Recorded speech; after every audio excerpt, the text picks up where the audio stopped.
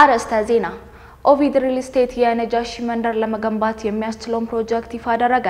ኤርትራ በትግራይ ክልል ሆነ በሌሎች የኢትዮጵያ ውስጥ ጉዳዮች ጣልቃ እንደማትገባ ገለጸች። በምሽት የንግድና የትራንስፖርት አገልግሎት እንዲሳለጥ የወጣውን ደንብ ከዛሬ ጀምሮ ተግባራዊ ይደረጋል ተባለ። ከአቅም በላይ የሆነ አደጋ ሲያጋጥም አስቸኳይ ጊዜ አዋጅ እንዲታወጅ የሚያስችል ረቂቅ አዋጅ ለፓርላማ ቀረበ። እስራኤል ሁሉም የእስራኤል ታጋቾች እስኪለቀቁ ድረስ የጋዛ ጥቃት እንደማታቆምም አስጠንቅቃለች። ዓለም አቀፍ የእስልምና ትብብር ድርጅት የጸጥታ ምክር ቤት እስራኤል በጋዛ የምታደርገውን የዘር ማጥፋት እንድታቆምም አሳሰበ።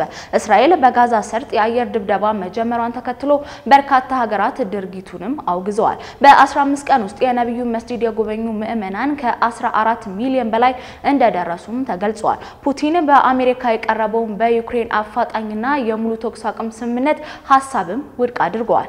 አሰላሙ አለይኩም ወራህመቱላሂ ወበረካቱ የተከበራችሁ ተመልካቾቻችን የነጃሺ መረጃችን ጀምሯል። ከመረጃዎቹ ጋር ኢማም መሐመድ ነኝ።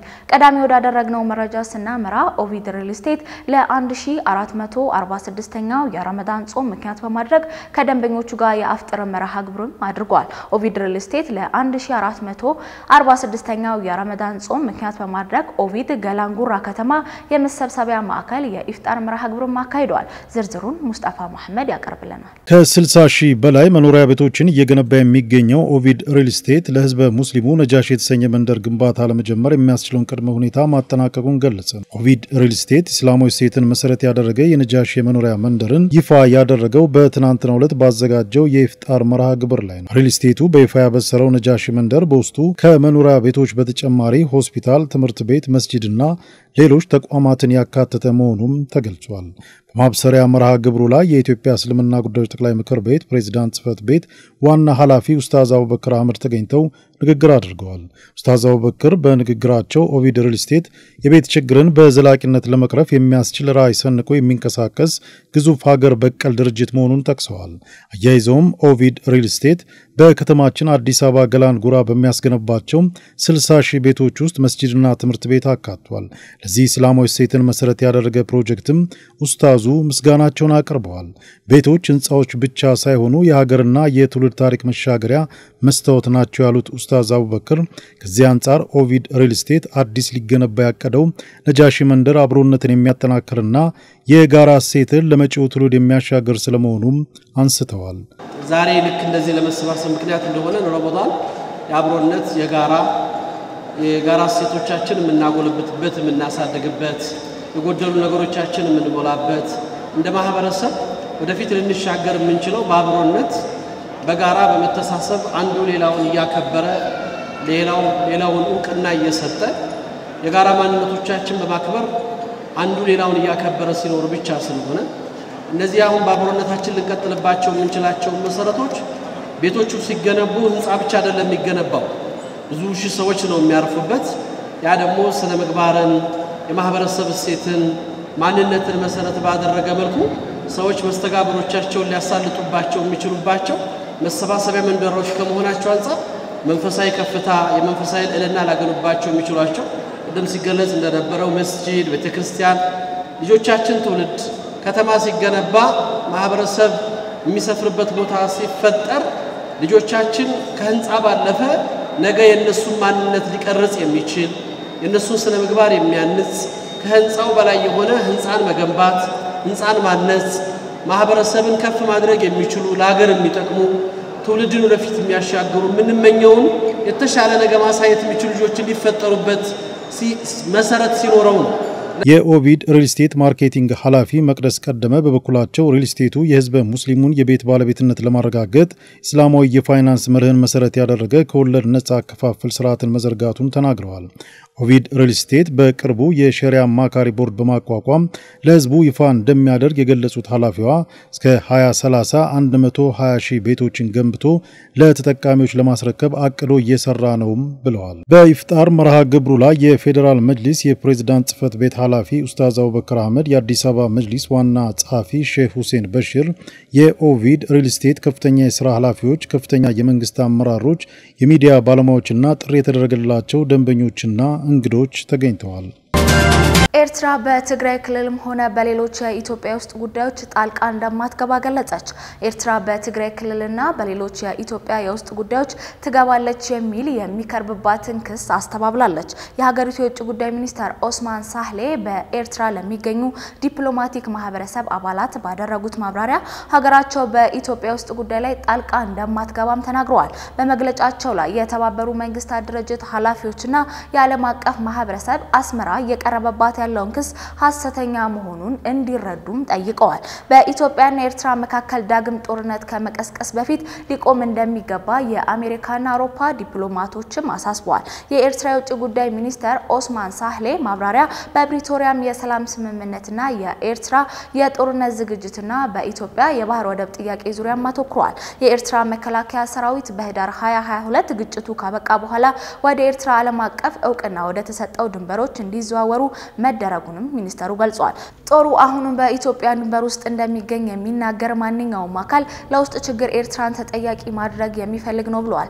እነዚህ ወንጀላዎች የኤርትራና ኢትዮጵያን ድንበር ኮሚሽን ውሳኔ ውድቅ ባደረጉ የቀድሞ የህዋትና በኤርትራ ስርዓት ውስጥ ለውጥ እንዲመጣ ከፍተኛ ጥረት በሚያደርጉ አካላት የሚሰራጩ መሆኑ ነው ሚኒስተሩ ያነሱት። በሌላ በኩል የኤርትራ መንግስት የፕሪቶሪያም የሰላም ስምምነት የኢትዮጵያ ውስጥ ጉዳይ አድርጎ ስለሚመለከት በዚህ ሂደት ውስጥ ጣልቃ የመግባት ፍላጎት እንደሌለው ማያይዞ ገልጸዋል። በትግራይ ጊዜ አስተዳደርና በህዋት መካከል እየተካሄደ ባለው የውስጥ ግጭት የኤርትራ መንግስት ምንም አይነት ሚና የለውም ያለ ሲሆን መግለጫው ከዚህም ተቃራኒ ያሉ ወንጀላዎችና ክሶችን ሙሉ ለሙሉ ውድቅ እንደሚያደርግም አመላክቷል። የውጭ ጉዳይ ሚኒስተሩ ማብራሪያ በስፋት ካነሳቸው ጉዳዮች መካከል የኢትዮጵያ የወደብ ጥያቄ የተመለከተ ሲሆን ይህም ጥያቄ ጊዜው ያለፈበት ነው ሲልም ተችቷል። በዚህ ረገድ የኤርትራ የዓለም አቀፍ ማህበረሰብና የሚመለከታቸው አካላት ኢትዮጵያ የጎረቤቶቿን ሉዓላዊነትና የግዛት አንድነትን እንድታስከብር ጫና እንዲያደርጉም ሚኒስተሩ ጠይቀዋል። የትግራይ ክልል ጊዜያዊ አስተዳደር ፕሬዝዳንት አቶ ጌታቸው ረዳ ባሳለፍነው ሳምንት በሰጡት መግለጫ ከትግራይ ክልል ትርምስ እናተርፋለን የሚሉ አካላት ውስጥ የኤርትራ መንግስት አንዱ ነው ማለታቸውም ይታወሳል። የኤርትራ ፍላጎት የኢትዮጵያ መንግስት የኤርትራን መንግስት ይወራል ብለው በሚሰጉበት ሰዓት ትግራይ ይህንን መሸሸጊያ መጠቀም አሊያም ደግሞ ጠንከር ያለ አጋጣሚ ተፈጥሯል ብሎ ካመኑ ከትግራይ ጋር በመሆን ወደ አዲስ አበባ ማትመም ሊሆን እንደሚችልም ገልጸዋል። የአዲስ አበባ ከተማ ንግድ ቢሮ በምሽት የንግድና የትራንስፖርት አገልግሎት እንዲሰጥ ለማድረግ የወጣው ደንብ ቁጥር 185/2017 ከዛሬ ጀምሮ ተግባራዊ ማድረግ መጀመሩንም አስታውቋል። ቢሮ የአዲስ አበባ ከተማ አሁን ከደረሰችበት ኢኮኖሚና ማህበራዊ ለውጥ አንጻር የአብዛኛው ማህበረሰብ የስራ ባህልና ፍላጎት መለወጡና የንግድ ስራዎችን አገልግሎቶችን በምሽት መከናወን እየተለመደ የመጣውን ተግባር ወጥነትና ቀጣይነቱን ለማረጋገጥ ማስፈለጉን አስታውቀዋል። ለዚህም ደንቡ በመውጣቱ ይህ ደንብ ቀደም ብሎ የከተማ አስተዳደሩ ካቢኔ ያስተላለፈውን ውሳኔ ለማስፈጸም በመሆኑ ከዛሬ መጋቢት 10 ቀን 2017 ዓመተ ልደት ጀምሮ ሙሉ በሙሉ ተግባራዊ ማድረግ መጀመሩን ቢሎ ሐራፊ ወይዘሮ ሐቢባ ሲራጅም አብራርተዋል። በመሆኑም በከተማ በስፋት እየተከናወኑ የሚገኘው መሰረተ ልማት በኢኮኖሚ ላይ እየፈጠረ ያለውን መነቃቃት አጠናክሮ ለማስቀጠል የስራ ባህልን ይበልጥ ለማዳበር የኢኮኖሚ እድገትን ለማስፋፋት የከተማዋን ተወዳዳሪነት ለማድረግ ቀን ከሚሰጡ አገልግሎት በተጨማሪ በምሽትም የንግድና አገልግሎት መስጫ ተቋማት አገልግሎት የሚሰጡበት ምቹ ሁኔታ መፍጠር አስፈላጊ መሆኑን ገልጸዋል። እንደ አውሮፓውያን አቆጣጠር በ1799 ከፖሊስ ለየት ያለ ፍቃድ ካላገኙ በስተቀር የፈረንሳይ ሴቶች ሱሪ እንዲያደርጉ አይፈቀድም ነበር። በ1892 ሴቶች ስፖርታዊ እንቅስቃሴ ሲያደርጉ ሱሪ እንዲለብሱ በመፍቀድ ይህ ህግ ማሻሻያ የተደረገለት ነበር። በመቀጠልም በ1909 የፈረንሳይ ሴቶች ብስክሌት በሚጋሉበት ወቅት ሱሪ እንዲለብሱ የሚፈቅድ የማሻሻያ ህግም ወጥቶ ነበር። ነገሩ ይበልጥ አስገራሚ የሚያደርገው ግን ይህ 214 ዓመት ያስቆጠረው ህግ በ2013 ነበር ሙሉ ለሙሉ የተሰረዘው። በጃፓን ሀገር አንድ ለየት ያለ ህግ አለ። እሱም ሜታቦ ህግ በመባል ይታወቃል። ይህ ህግ ወፍራም መሆንን ይከለክላል። በዚህ ህግ መሰረት አንድ እድሜው 40 እና ከዛ በላይ የሆነ ወንድ ጃፓናዊ የወገቡ መጠን ዙሪያ ከ32 ኢንች መብለጥ እንደሌለበት የተደነገገ ሲሆን በተመሳሳይ መልኩ ለሴቶች ደግሞ ከ36 ኢንች በላይ እንዳይሆን ያስገድዳል። ማስቲካ ማላመጥ ወደ እስር ቤት ሊያስወስድ ይችላል ብለው አስበው ያውቃሉ? እንደ አውሮፓውያን አቆጣጠር ከ1992 ጀምሮ በሲንጋፖር ማስቲካ ማላመጥ ሙሉ ለሙሉ በህግ የተከለከለ ነው። በመሆኑም ወደ ሀገሪቱ ማስቲካ እንዳይገባም ተከልክሏል። ይሁንና ሲጋራን ለማቆም የሚረዳው የማስቲካ አይነት በሐኪም ከታዘዘ ግን ማስቲካ ማላመጥ ይፈቀዳል፣ እንደ መድኃኒትነት መሆኑ ነው። ይህ በእንዲህ እንዳለ አንድ ሰው ማስቲካ መንገድ ላይ ተፍቶ ቢገኝ ደግሞ 500 የአሜሪካን ዶላር ቅጣት እንዲከፍልም ያስገድዳል። ወይ ጉድ! እስራኤል ሁሉም እስራኤላውያን ታጋቾች እስኪፈቱ ድረስ በጋዛ ውስጥ ስራዋን እንደምትቀጥል መከላከያ ሚኒስትሯ በትላንትናው ዕለት ባወጣው መግለጫ ማስታውቀዋል። የእስራኤል ጦር በትላንትናው ዕለት በጋዛ ሰርጥ ላይ ባደረገው ድብደባ በትላንትናው 404 ሰዎች የተገደሉ ሲሆን 562 በላይ ቆስሏልም ተብሏል። ይህ ተግባር እየተደረገ ያለው የተኩስ አቁም ስምምነቱንም አፍርሷል። የጋዛ ምስሎች እንደሚያሳዩት አብዛኞቹ ሰለባዎች ሴቶችና ህፃናት ሲሆኑ ቤቶቻቸው በቦምብ የተደበደበባቸው ንጹሃንም እንደሆኑ ተገልጿል። ሐማስ የጨዋታው ህግ እንደተቀየረ መረዳት አለባት ያለው ሚኒስተሩ በጋዛ አቅራቢያ ያሉ ስፍራዎችን በመጥቀስ ሁሉም ምርኮኞች እስኪለቀቁ ድረስ በደቡብ ነዋሪዎች ላይ የሚደርሰው ማንኛውም ስጋት እስካልተወገደ ድረስ ትግላችንን አናቁምም ብለዋል። እስራኤል 24 እንደዘገበው ከ9500 በላይ ፍልስጤማውያን በእስራኤል እስር ቤቶች ውስጥ በእስር ላይ እንደሚገኙና ስቃይ እጦትና የህክምና ቸልተኝነት እየደረሰባቸው ይገኛል ብለዋል። ይህም የበርካቶችን ህይወት መቅጠፉን የፍልስጤምና የእስራኤል የሰብአዊ መብት ዘገባዎችም ያመለክታሉ። እስራኤል በጋዛ ሰርጥ የአየር ድብደባ መጀመሯን ተከትሎ በርካታ ሀገራት ድርጊቱን አውግዘዋል። የጸጥታ ምክር ቤት አባላት እስራኤል በጋዛ ንጹሃን ላይ የፈጸመችውን ግድያም አውግዘዋል። አልጄሪያ፣ ሩሲያ፣ እንግሊዝ፣ ቻይና፣ ፓኪስታን የጋዛን የተኩስ አቁም ስምምነት እንደገና እንዲጀመርም አሳስበዋል። ዝርዝሩን ሀያት ከማል ታቀርብልናለች። በትናንትናው ዕለት አብዛኛዎቹ የተባበሩት መንግስታት የጸጥታው ምክር ቤት አባላት ባልታሰበ ሁኔታ እስራኤል በጋዛ ሰርጥ በሲቪሎች ላይ ያደረሰችውን ያልተጠበቀ አዲስ የአየር ጥቃት አውግዘዋል። አሜሪካ ደግሞ ለጥቃቱ እንደገና መጀመር ምክንያቱ ሐማስ ብቻ ነው ስትል ወቅሳለች። ፕሬዝዳንት ትራምፕ ሐማስ ታጋቾቹን በአስቸኳይ መለቀቅ አሊያም ከፍተኛ ዋጋ መከፈል እንዳለበት ግልጽ አድርገዋል። እስራኤላውያን በሚቀጥሉት እርምጃዎችንም እንደግፋለን ነው ያሉት። በተባበሩት መንግስታት የፍልስጤም መልእክተኛ ሪያድ መንሱር የእስራኤል የጋዛ ሰርጥ ላይ ያደረሰችውን አስከፊ ጥቃት ተከትሎ ከጸጥታው ምክር ቤት እርምጃ እንዲወሰድ ጥሪ አቅርበዋል። መንሱር በፍልስጤም ግዛት ውስጥ ስላለው ሁኔታ በምክር ቤቱ ስብሰባ ላይ ሲናገሩ ፍልስጤማውያን እየተገደሉ፣ ሰብአዊ እርዳታ እየተከለከሉ፣ የአካል ጉዳት እየደረሰባቸውና ያለ አንዳች ልዩነት እየታሰሩ ነው በማለት ብጥብጡን አውግዘዋል። እነዚህን ወንጀሎች በጠንካራ አነጋገር እናወግዛቸዋለን፣ ይህ በፍጹም ትክክል ሊሆን አይችልምና ወዲያውኑ መቆም አለበት ብለዋል የፍልስጤም መልእክተኛ። በተባበሩት መንግስታት የአልጄሪያ ተወካይ አማር ቤንዲጃማ እስራኤል በጋዛ ላይ ባደረገችው የእርዳታ እገዳ ረሃብ እንደ የጦር መሳሪያ ትጠቀማለች ሲሉም ከሰዋል። የተጠያቂነት ጊዜ ደርሷል፣ ማንም ከህግ በላይ አይደለም ብለዋል።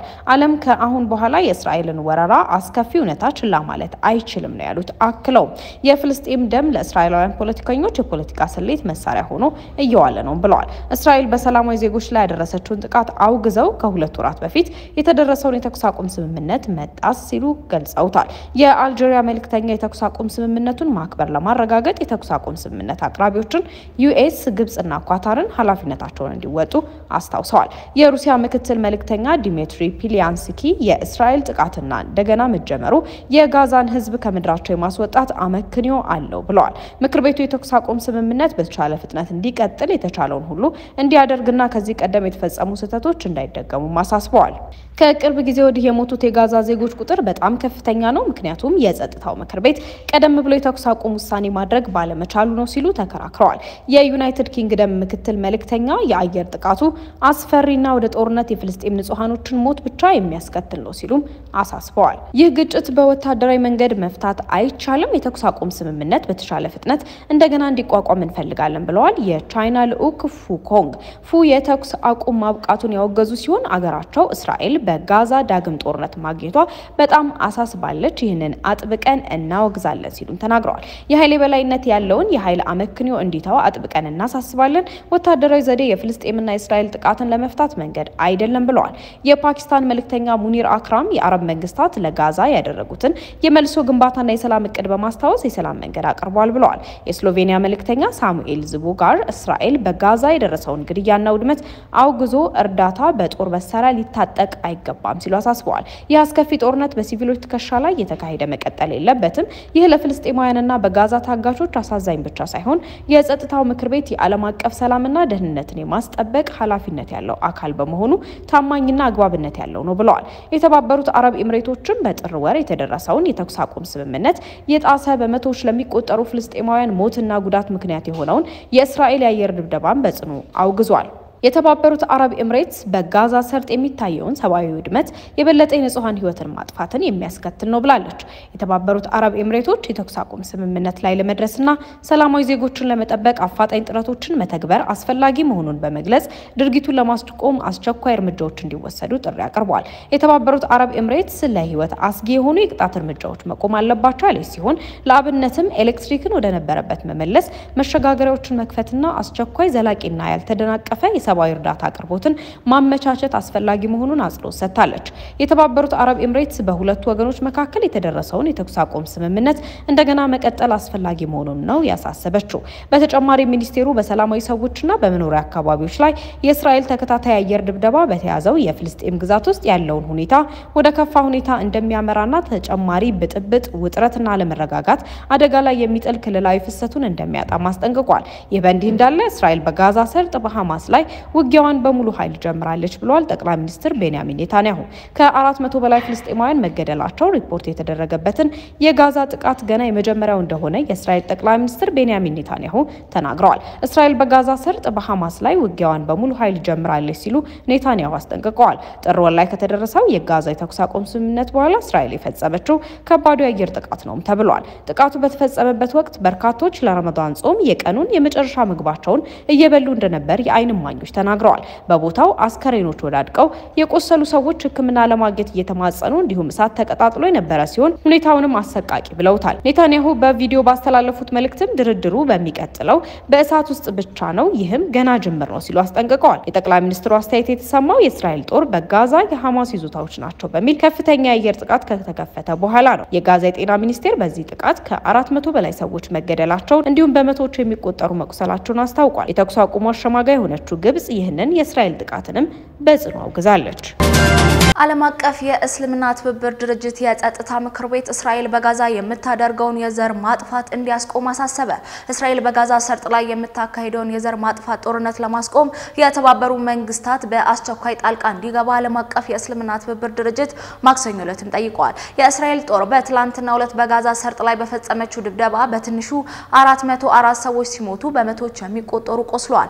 ይህም በፈረንጆቹ በጥር 19 ጀምሮ ተግባራዊ የተደረገውን የተኩስ አቁም ስምምነት አፍርሷል። ድርጅቱ ባወጣው መግለጫ በፍልስጤም ህዝቦች ላይ ለሚፈጸመው የማይረባ ወንጀል ሙሉ በሙሉ ተጠያቂ ሆነችው እስራኤል ስልጣን ተወስዳለችም ብሏል። የእስራኤልን ጥቃት በአስቸኳይ እንዲያቆም መሸሸጊያዎችን በመክፈት ለሁሉም የጋዛ ሰርጥ ክፍሎች ሰብአዊ እርዳታ መድረሱን በማረጋገጥ የፍልስጤም ህዝቦችን ለማፈናቀልና መሬታቸውን ለመቀማት የሚደረጉ ሙከራዎችን በመቃወም እንዲሁም ዓለም አቀፍ ጥበቃ እንዲደረግላቸው ኃላፊነቱን ሁሉም እንዲወጣ ጠይቋል። ለአውሮፓውያን አቆጣጠር ከጥቅምት 2023 ጀምሮ የእስራኤል ወታደራዊ ዘመቻ ከ48500 በላይ ፍልስጤማውያንን ገድሎ አብዛኞቹ ሴቶችና ህፃናት እንደሆነ ተያይዞ ተገልጿል። በ15 ቀን ውስጥ የነብዩ መስጂድ የጎበኙ ምዕመናን ከ14 ሚሊዮን በላይ ደረሱ። የሳውዲ ጋዜጣ እንደዘገበው በረመዳን የመጀመሪያው አጋማሽ ብቻ በመዲና በሚገኘው መስጂድ ነበዊ ከ14 ሚሊዮን በላይ ምዕመናኖችን ጉብኝት አድርጓል ተባለ። የታላቁ መስጂድና የነብዩ መስጂድ ጉዳዮች አጠቃላይ ባለስልጣን እንደገለጸው የረመዳን የመጀመሪያው አጋማሽ በነብዩ መስጂድ የተሰባሰቡት ምዕመናን ቁጥር ከ14 ሚሊዮን በላይ መድረሱን ገልጿል። የባለስልጣኑ ሀዛዊ ዘገባ እንደሚያሳየው የነብዩ መሐመድ ሰለላሁ ዐለይሂ ወሰለም መቃብርን በሚጎበኙበት በራውዳ ሻሪፍ ውስጥ ለመስገድ በአጠቃላይ 223742 ወንዶችና 155630 ደግሞ ሴቶች ፍቃድ መሰጠቱንም ተናግሯል። እንደ ሪፖርቱ ከሆነ በመስጂዱ ለምዕመናን ከ4.5 ሚሊዮን በላይ የኢፍጣር ምግብ የተከፋፈለ ሲሆን 3650 ቶን የዘምዘም ውሃም ተከፋፍሏል። ከ81000 ሊትር በላይ የሚሆን ጸረ ተባይና የንጽህና መጠበቂያዎች ለጽዳትና ለንጽህና አላማዎች ጥቅም ላይ መዋላቸው ነው የተዘገበው። በነብዩ መስጂድ የሚገኙትን ኤግዚቢሽኖችና ሙዚየሞችን የጎበኙ ምዕመናን 18000 ሲሆኑ ከ51000 የሚበልጡ ደግሞ የረመዳን የመጀመሪያዎቹን 2 ሳምንታት ቤተ መጻሕፍት አገልግሎት ተጠቃሚ መሆናቸውን ሳውዲ ጋዜጣ ዘግቧል። ለሰዓቱ ያዝንላችሁ የነጃሺ መረጃ ይሄን ይመስል ነበር። ከቀሪ የነጃሺ ፕሮግራሞች ጋር ሰላም አለይኩም ወራህመቱላሂ ወበረካቱ።